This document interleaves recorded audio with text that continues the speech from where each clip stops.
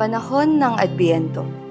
Ang panahon ng Adbyento ay ang 4 na linggong paghahanda ng simbahan bago ang pagsilang ng ating Panginoong Hesukristo. Ito ay panahon ng panalangin, pagninilay at pag-asa habang inaalala natin ang unang pagdating ni Jesus at inihahanda ang ating puso para sa kanyang muling pagdating. Sa bawat sindi ng kandila sa korona ng Adbyento, paunti-unti nating pinapasok ang liwanag ng Diyos sa ating buhay.